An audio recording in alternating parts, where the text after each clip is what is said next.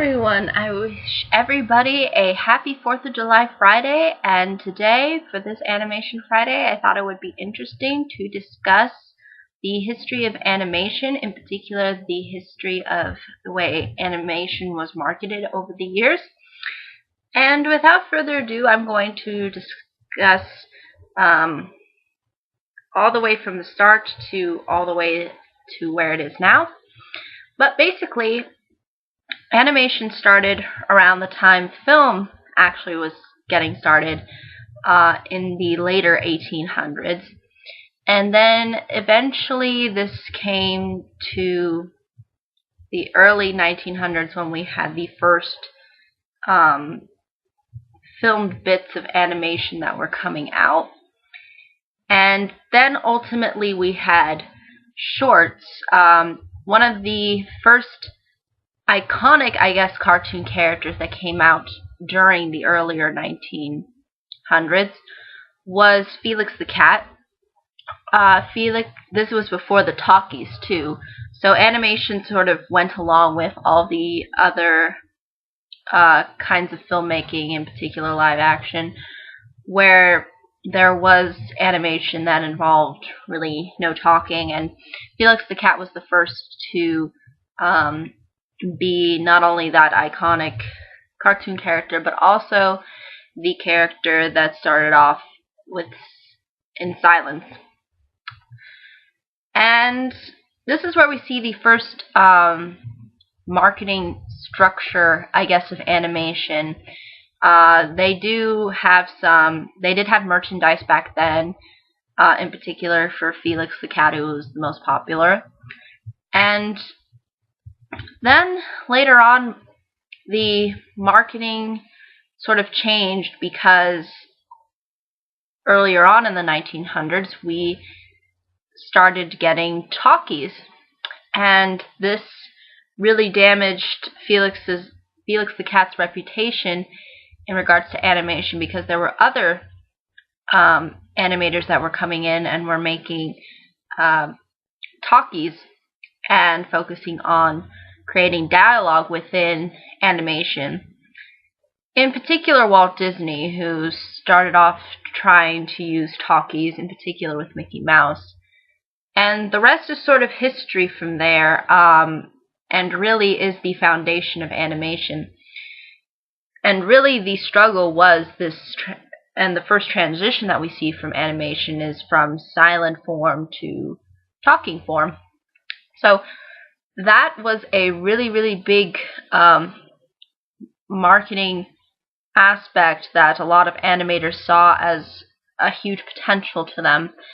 And so they decided to use it, and those that did not use this form ultimately could not withstand those that did. So eventually Felix the Cat had his running time and eventually faded off. And then this is where we get sort of the first groundworks into animation. Now, the interesting thing about animation is that usually it has a studio backing it, in particular, with Warner Brothers, with the Looney Tunes, Walt Disney's company with Walt Disney Cartoons. But within the earlier stages of animation, animation was usually marketed to before a film began. So kind of similar to what Pixar likes to do with its films, where it starts off with a short, and then it goes into the full-length feature film. And this was really pretty much the same idea of animation. And the whole marketing strategy behind animation was to have a studio that would ultimately showcase your animation. And the studio would showcase your animation, and then following that there would be a full-length feature film. Because animation during the time wasn't full-length. There was no feature film during this time period between the 1920s and 30s. However, eventually, in the later 1930s, we have Snow White, which was the first full-length feature film. And this was another game changer in regards to marketing with animation, because now you could produce animation within full length. You don't need to rely on trying to have a short cartoon. And again, this was the time when we didn't have television. We had only the movies where you could go to, really, and see a film. So, or movie theaters where you could go see a film. So, it only makes sense that this was another huge shift. And how marketing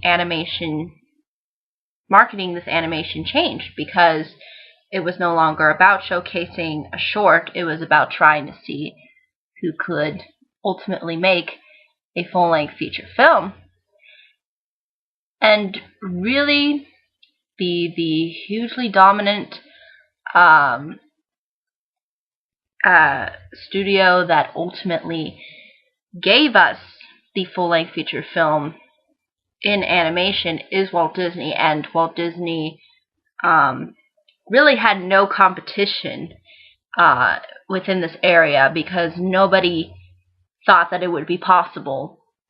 And he ultimately, though, did produce the first full-length feature animated film, and he knew that this would mean that he could create more and be the only one to fully market animation as a movie form, as a full-length feature form. So this eventually resulted in cartoons sort of going down by the wayside. The shorts, they didn't become as important as filmmaking for animation. So Disney really produced this new form and revolutionized animation because of this.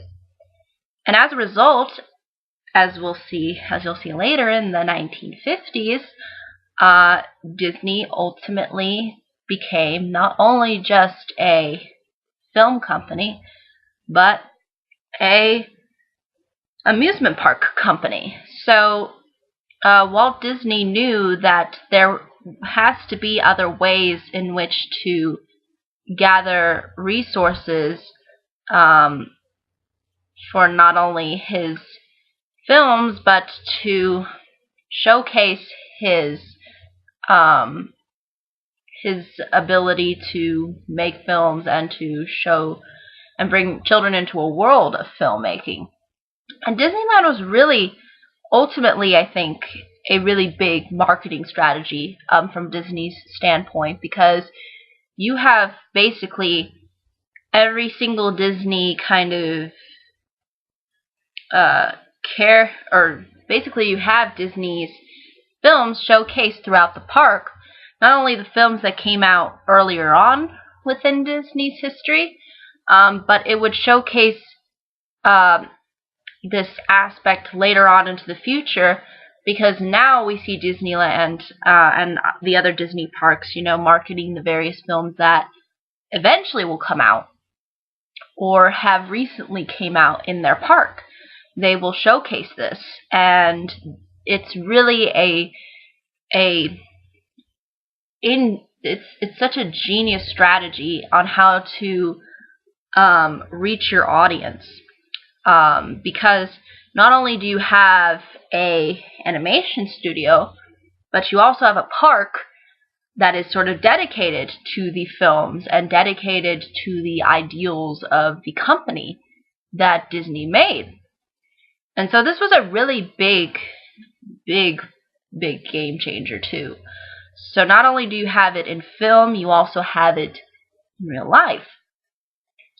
And then there's also other things that come with that too, and there's other people that have tried to develop this Disney model. You'll see in Knott's Berry Farm, their trademark is the Peanuts, Snoopy in particular. In Universal Studios, you'll see Shrek wandering around. And in Six Flags, you might see the Looney Tunes roaming around at times. This is all intended to sort of showcase animation and to bring forth animation into the real world in some respect, so that your audience will respond to it and not only generate revenue for the park, but ultimately generate revenue in regards to the various characters and the various films that they're in. So it's kind of like a Hollywood premiere, but it goes on all the time because it's an amusement park. So, and this makes it really easy when you don't have actual actors and when you just have a character, because you can just create a costume and people will think that's really the character. So again, I think this really has worked to animation's advantage and has allowed animation to be a very thriving art form in regards to film. So really, this was the ultimate game changer, though. The founding of Disneyland really was wholly based on this idea of trying to market the films and to have these films sort of come to life. That was the whole idea. People have adopted this idea, and it's generated a ton of success. So it ultimately works. So what basically happened, though, is once we enter the 60s and 50s too, we see the rise of television too. So we not only have animated films, but we also have animated TV series. Again, the Peanuts being a big example, Looney Tunes, Disney cartoons, all being a really big example during this 50s and 60s period, where television was gaining its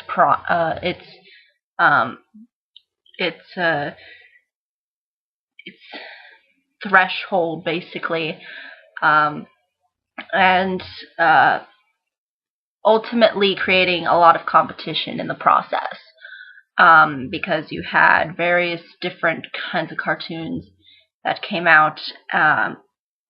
So that was something that was really big too, was not only just the evolvement of this idea in regards to amusement parks, but this whole idea that involves television. And now you don't need to go try to put your short on a screen. You can make your short through the television. And this really allowed more people to be exposed to animation, allowed for children to really get into cartoons. So this is really what ultimately gave animation its groundwork and its ultimate foundation, because basically what you have within that period is basically what we have today. You know, we have television series that are cartoon based, and then we have animated filmmaking. However, the 1970s, probably later 1960s too, around the time when Walt Disney passed away, around the time when there was not a whole lot of direction within the studio, within a time where nobody was really trying to compete in animation, you got this rise in the 70s to adult cartoon animation. Usually animation in particular was generated towards children from this point on. Again, I think you can make certain maybe exceptions at certain instances, but the majority of animation was generated towards the child demographic, or the children demographic, whether it be between the ages of maybe 6 to before teenage dumb of maybe 11 or 12. So this changed though in the 70s, because since there wasn't a lot of competition, and since animation was seen as a really dying out form, and there was a lot of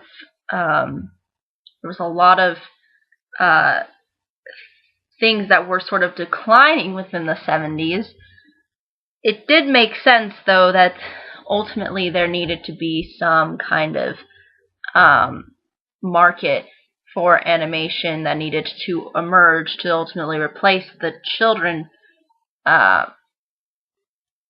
the children or child focus of animation. So a lot of animators decided to showcase their work to adults and make adult-oriented content that is animated.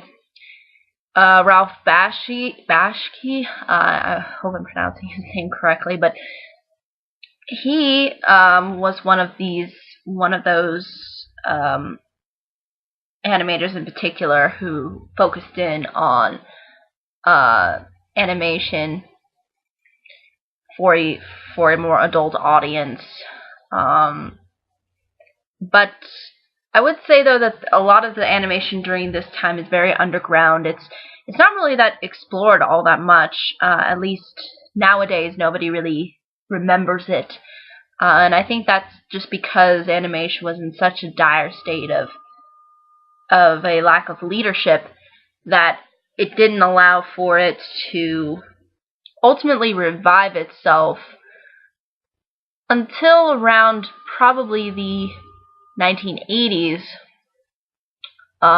where we saw Don Bluth, who ultimately kind of, I guess he was the resurrector of animation. He actually started out working for Disney, and then I think he quit and then ultimately created his own studio company. And his earlier films were rather unique and focused in on, again, more children and that kind of audience, as opposed to what the 1970s was doing.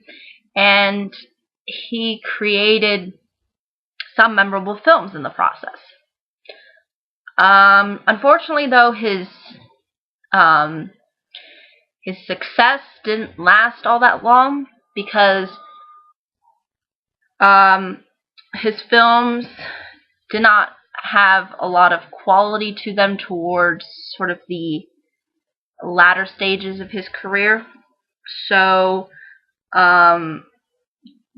ultimately, there was something else within the market that people were kind of focusing their attention on. And I think what people were really looking for during the time, because again, animation was relatively dead, and this little lone shark, I guess you could say, is partially due to Who Framed Roger Rabbit, and partially due, and probably mostly credited to The Little Mermaid, which came out in 1989. So this is when we get the Renaissance, the Disney full-blown Renaissance, where it was back on top of its A game of where it was in the 1940s and 50s. Basically in that same hiatus. The highest point that they could possibly go was probably within the 90s. And this is when Disney was becoming ultimately dominant, and it unfortunately resulted in Don Bluth kind of ultimately ending his career, I guess you could say. And then, as we get the Renaissance and we get all of these films and all of these stories presented to us in animation and for children, there's bound to be some competition that comes the ways. And this competitor ultimately, for Disney, is what we basically have today, which is DreamWorks, which they did start in like relatively the 90s. However, their quality filmmaking, I guess, didn't really start until The Prince of Egypt, really. But there is some speculation as to when was really the high point for DreamWorks, but I would say probably The Prince of Egypt was at least one of them. This was also a time, too, when we had not only 2D animated films, but computer films were starting to get really popular. In particular, Pixar, which was not owned initially by Disney during its sort of birth, but then did get bought out by Disney eventually, making films. So, and since they were all computers, a lot of animators saw the potential of computers and started using them within the 90s, and hence we get the first ever completely computer-generated animated film, Toy Story, which came out in the mid-90s. And this really was a game changer, too, in regards to animation and how it's marketed, because not only are you changing the way animation is presented, you're also changing the way animation is founded on. And you're basically going from just drawings to ultimately using computers as your drawing tool. And this, I think, marks a really big transition, because as we will see in the later 2000s, I would say, or like mid-2000s, we really do see the complete shift. So the market ultimately decided that CGI would be the dominant way to reach children, because since we are so technology savvy, at least today, it only makes sense that everything would become digitalized and presented in digital form, and CGI is really the foundation of the technological age when it comes to animation. So ultimately, Disney did not know how to. The Disney studio didn't really know how to respond to this. Pixar, they already had, so again, they really became the dominators of their film making, and the Disney Animated Studio wasn't capable of sort of replicating the Pixar style. And this resulted in Pixar being the dominant animation studio, along with the competitor DreamWorks, who quickly followed suit with Pixar and completely dismissed 2D animation within the mid-2000s. So this is really essential when it comes to marketing, because marketing is all about figuring out what the customer wants, and ultimately that's what people wanted, and the animation studios responded, and those that were capable of producing this kind of animation did, and those that weren't failed. And that's what's resulted in to basically where we are today. However, I will add, though, that the Disney Animated Studio has come back with, again, you'd see Princess and the Frog. They did a 2D animated film, but it didn't generate enough revenue as they were hoping for. And then they had Winnie the Pooh, which was basically just a little after Princess and the Frog. And then ultimately, for the past 5 years or so, they've now been focused completely on computer animation. And I'm sure Pixar and Disney have sort of been probably working together, especially since they're kind of part of the same team, even though they're kind of competing against each other. I think they have helped sort of revive the studio at least. And I think they saw, as animators, they saw that, it's sad that, the person that, or the people that got us to that certain point are no longer in business. And they probably felt like, yeah, maybe we should help them out a little bit. And I think Disney ultimately managed to get out of its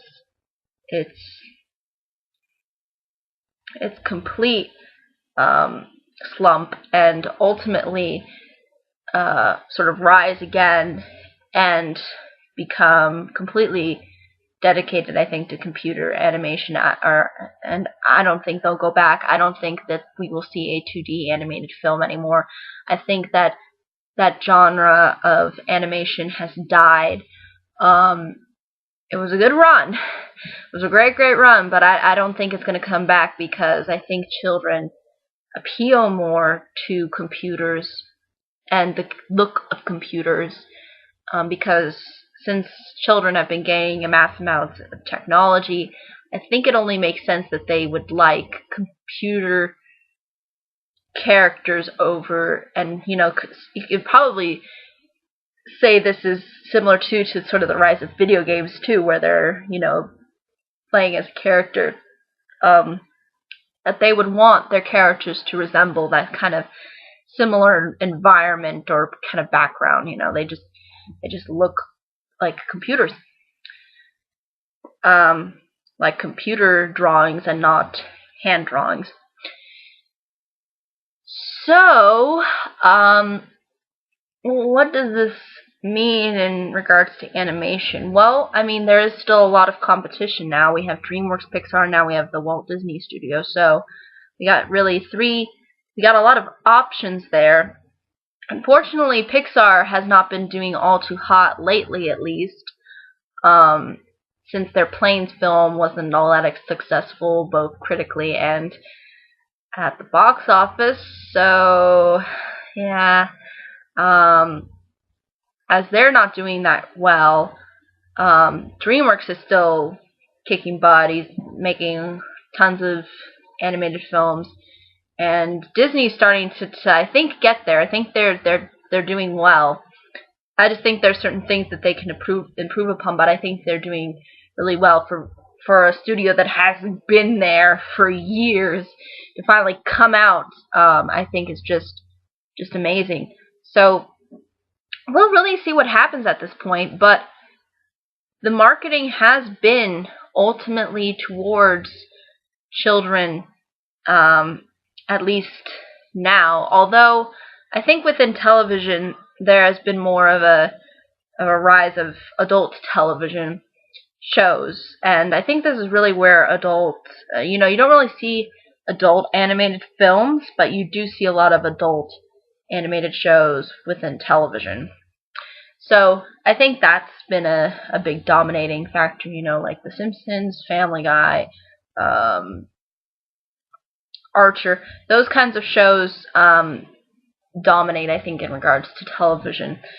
And I think actually cartoon kids shows are actually not getting as well recognized, and I think that's due to the fact that they don't have the same quality that they originally did in like the 1950s and 60s, and I think it's because children are more interested in watching live action as opposed to animation or cartoons, which is unfortunate, but you have to go with what people want, otherwise you're not going to make money. But ultimately, I think that's really all I can say about this subject. It was really interesting to talk about. and I hope that everybody has a good day, week, month, year. But if anybody is interested in knowing a little bit more or has a certain question in regards to this topic, I'd be more than happy to answer that, or anything else. But I think that's really all I can say. Thank you so much for watching.